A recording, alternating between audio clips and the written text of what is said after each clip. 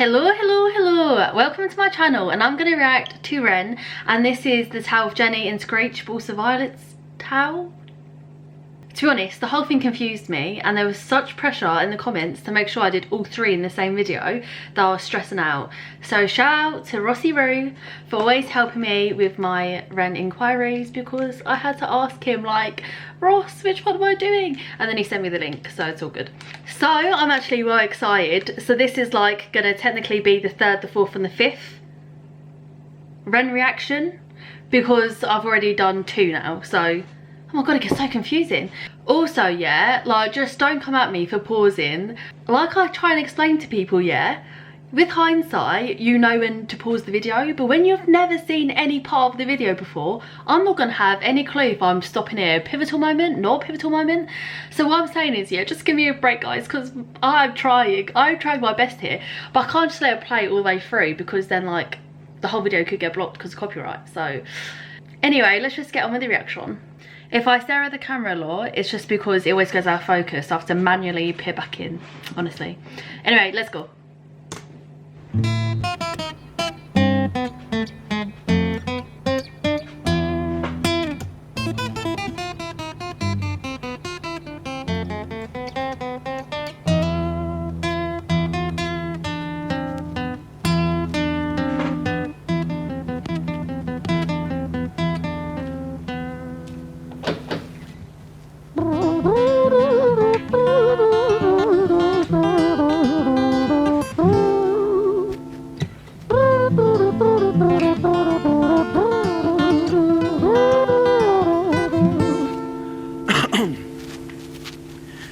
It was a quiet, dark night in an empty street somewhere in London City.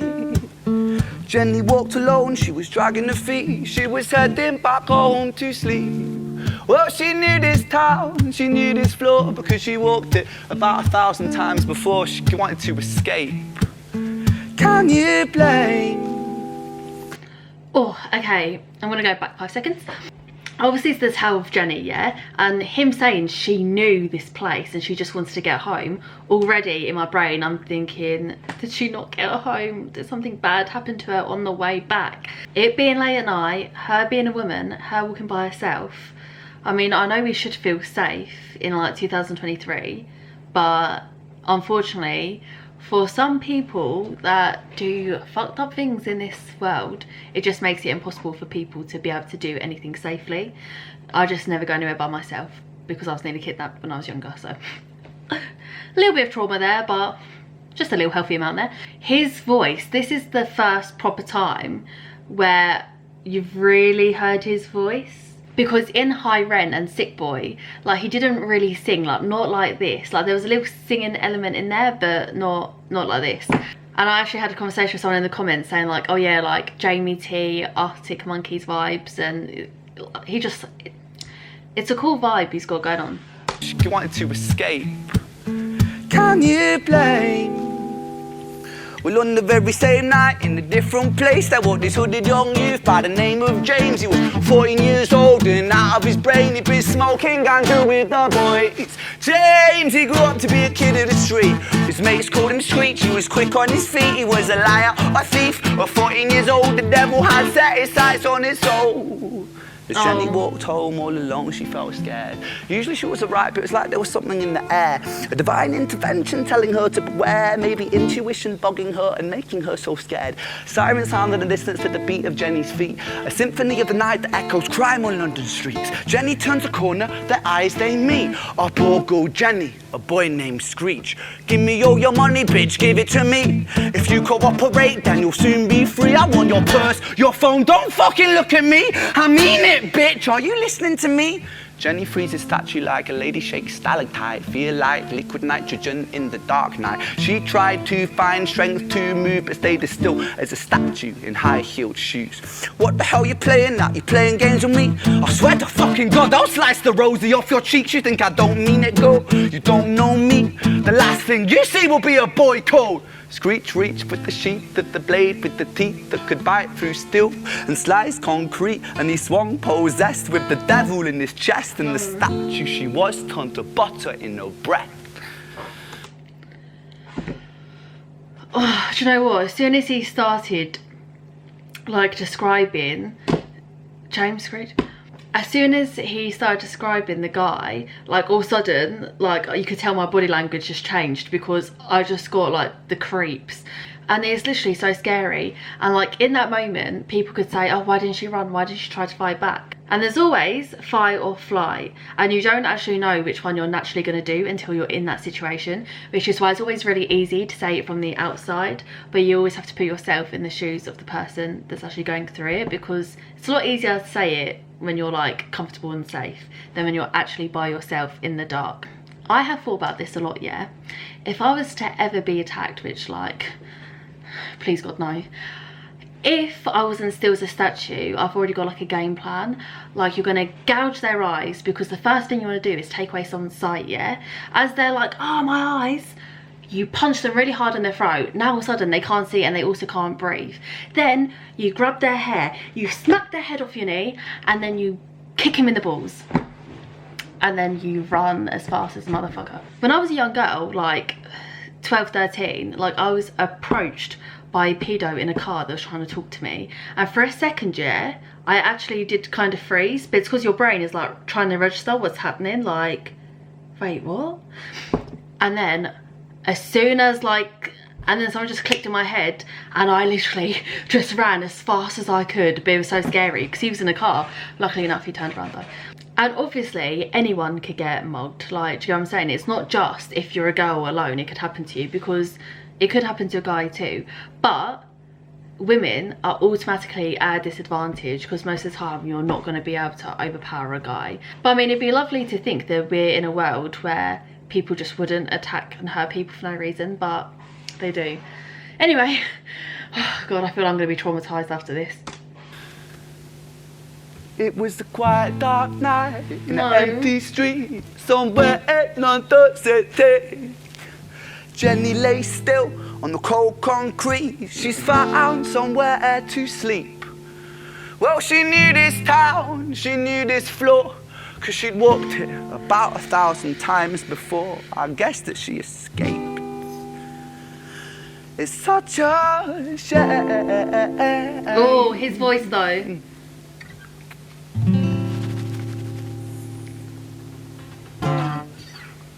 Was she okay then?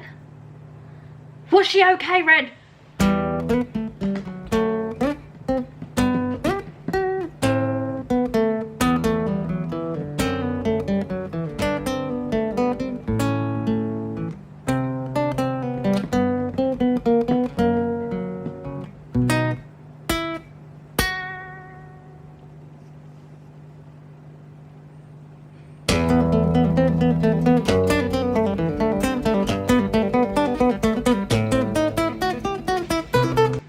Right now I'm trying to like gauge whether this is going to be like a traumatizing one too. I know that they're all apparently linked somehow, and I feel like Ren always like tricks me to begin with the full sense of security, because he's got like these long guitar solos that I always feel like start off a little bit light, and then he gets into it, then all of a sudden like it turns, and I'm just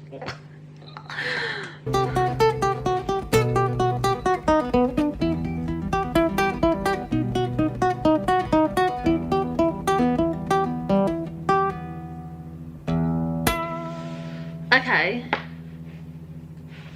So is this going to be from Screech's like tale? Like, why did he attack her? Why did he want the money? Like, why he met her on that night and had to get the money? That's the vibe I'm getting, because it's the only thing that makes sense at this point. Our story, it starts right at the end of the life of poor Jenny. Oh, clocked no. out like Big Ben. This Screech, dear boy, where did he go? He melted into the black night just like snow. Patrick, man, let me in, please open the door. I think I fucked up, Patrick, really fucked up, man, I'm not sure. I got crazy, left this lady lying still on the floor. I think I killed her, Patrick, come on, man, I can't knock no more. but Screech kept on knocking till his knuckles became sore. But there's no sign of Patrick down at number 54. No refuge for our villain, for the bitter hands of fate, with something far more sinister in mind. Oh no. Oh, it's gonna get creepy. Please, no. Hey, babe, are you in? Nah, nothing really, I'm just a bit tired, listen. Can I swing around yours for a few moments? I just really miss you, babe. What the fuck do you mean you're busy? You fucking bitch! For fuck's sakes! It's a bit intense. Siren sounds approaching like a banshee in the night. The shrill cry of justice cutting like the sharpest knife. But Screech was never one to run, not one to miss a fight. One hand upon his blade, he turned to face the blue lights. Come on then, you fucking cunts, let's fucking have you then. I am Screech, I'm the boss, I'm the ender of men. You think that uniform you're wearing means that you own these streets? These are my fucking streets, and they call me fucking Screech. Richard was an officer who stood at 6'3", working London on the night shift. What he didn't think he'd see was a boy running at him like an animal possessed. With no time to hesitate, he fired 4 bullets at Screech's chest. Oh.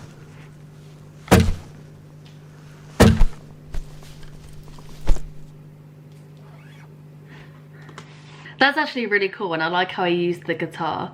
But this is really creeping me out, guys. I'm such a massive baby, so when I watch stuff like this, especially in your headphones, because it's so loud that like feels like you're in the room. Where I've heard him sing so much in this song, like I actually love his singing voice. Our story, it ends right at the start. Young Screech and poor Jenny lying 1 street apart. An officer shaken by the boy that he claimed. 2 bodies lay lifeless, and it's such a shame. It's such a shame. Ooh.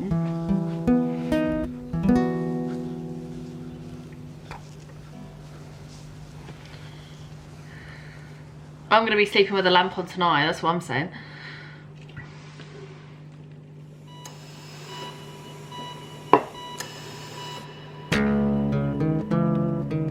Who's Violet?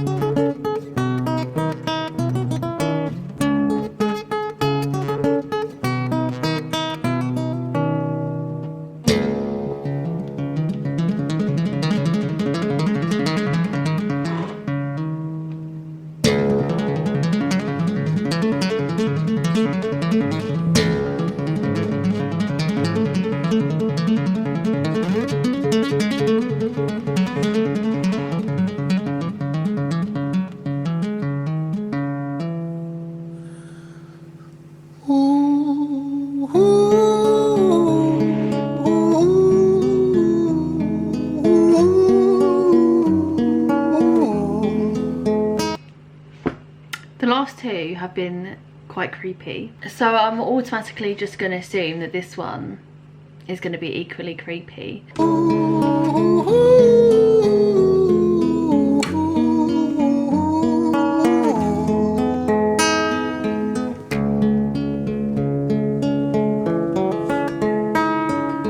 London City, far from pretty, 2005. A lady down in Paddington is fighting just to stay alive. Rhythmic beeps and bloodstains, she saw a lady weep. She's tired and frail. To set the scene, we must rewind the hands of time for Violet's tale.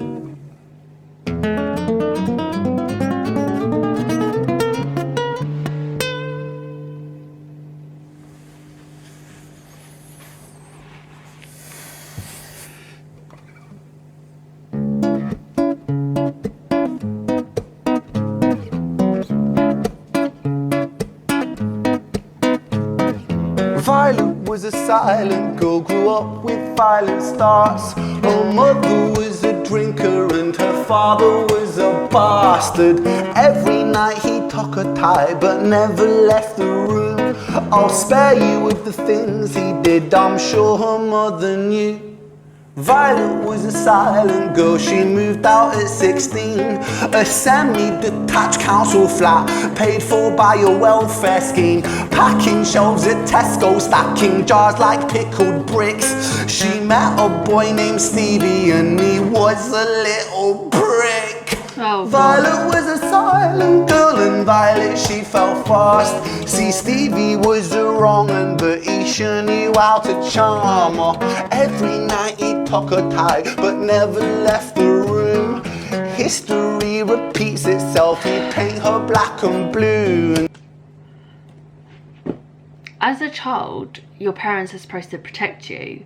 So then not only did she have that trauma, but then she then gets the trauma from her boyfriend. So it's like the only parts of love that she has felt have actually been the opposite of love. Like, that's so sad. And so many people have it, not just young girls, but young boys. They've never actually felt true, pure love. History repeats itself, he paint her black and blue and dark. She never stood a chance. The devil comes to dance. Violet, why are you always so quiet? On her bedroom door and he's irate.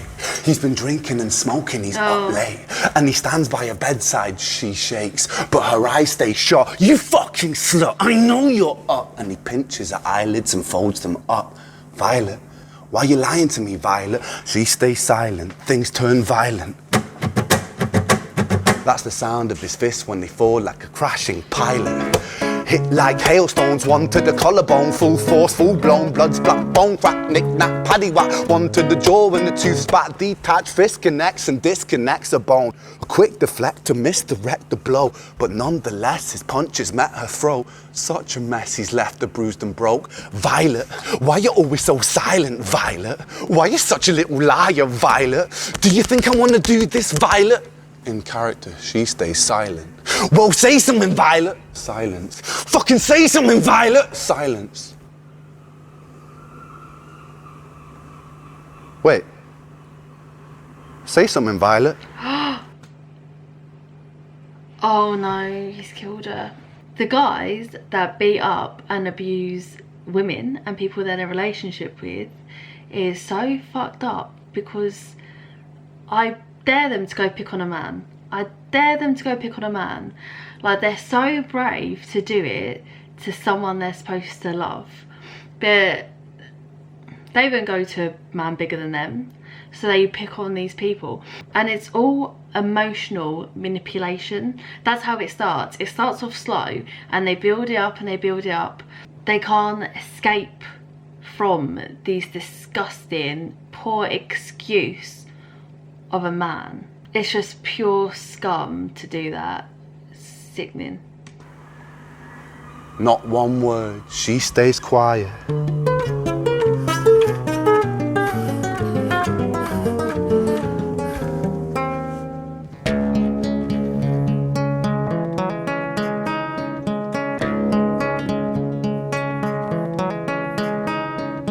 London City, far from pretty, 2005. A lady down in Paddington is fighting just to stay alive. The doctor, in a state of shock, saw something here so very wrong. See, Violet, she was pregnant. Poor Violet, she was 9 months gone. Turning to the doctor, Violet broke her silence and she cried, if I'm to die right here tonight, please let my baby stay alive. The doctor soon regained composure, called the surgeon to come in. As Violet's world turned to black, the curtains closed, the lights went dim. In London City, far from pretty, 2005. A lady down in Paddington just lost the fight to stay alive. A tragedy or a miracle, it happened on these very streets. Two twins are lying side by side. A girl named Jenny and a boy named Screech. Well, I'm glad I saved this reaction to be the last one I react to for the night before I go to bed. Definitely sleeping with the lamp on. I love that I saw another side of him as well, because the first two I saw was very much speaking about his own mind, whereas this trilogy was storytelling of other people and their situations, but I still tackled like everyday situations that people go through. Does he do any like lighter music? Anyway guys, I hope you enjoyed this reaction. Let me know which one you want me to do next, and I'll see you next time for my next video. Bye!